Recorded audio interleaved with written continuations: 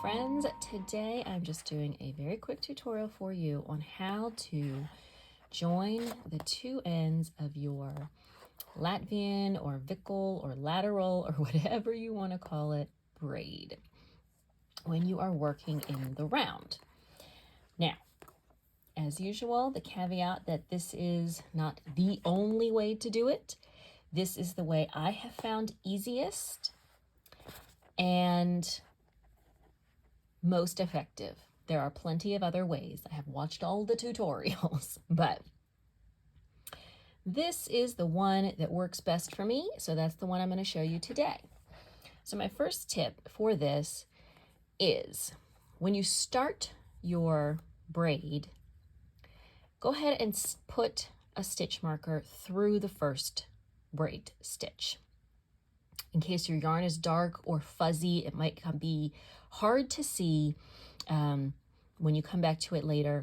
You don't want to confuse it with another stitch like this stitch here that's in the row below. So just to be on the safe side, go ahead and stick a locking stitch marker through that stitch so you don't lose it. Now, this technique, I'm going to be using a crochet hook. You could probably do this with knitting needles, but it's a little fiddly, and a crochet hook makes it easier. Even if you don't crochet and you just knit, I do recommend having a few crochet hooks. Knit Picks sells a relatively cheap set of double-ended crochet hooks because they're just great for, techniques like this, provisional cast-ons, things like that. So we're going to be using our crochet hook. And step one, now I've marked my stitch and now I know which one it is, so I can take my marker out so that I can do this. So I'm going to remove my marker and then I'm going to take the crochet hook and insert it into both legs of this first braid stitch from above. So there's one and two. So now I've got both legs of the braid, the first braid stitch here. And then I'm just going to twist my hook around a little bit, like so. Now, and this is a little tricky just because I am using magic loop, I am going to slip this last stitch from my right hand needle onto my crochet hook.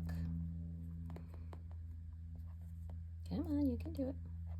There we go.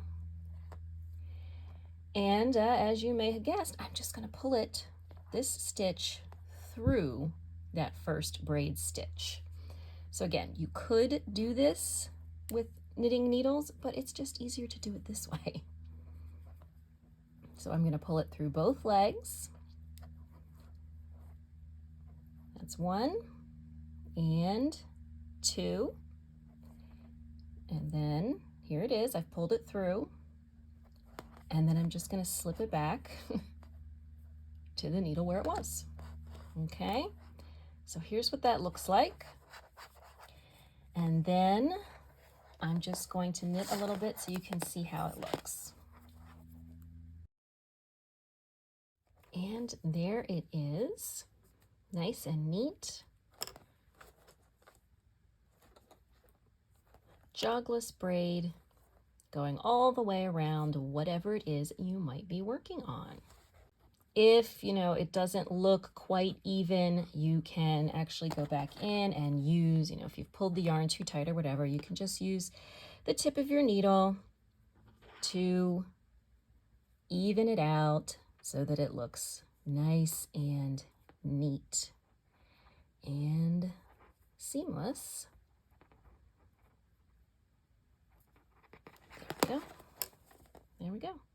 And then here it is again, with a few more rows worked, looking nice and neat and tidy. So there you go, joining your two ends of your lateral braid, Vikkel braid, Latvian braid when you are working in the round, so you get a nice jogless join that looks neat and tidy. I hope you found this tutorial useful, and I will see you soon in another one.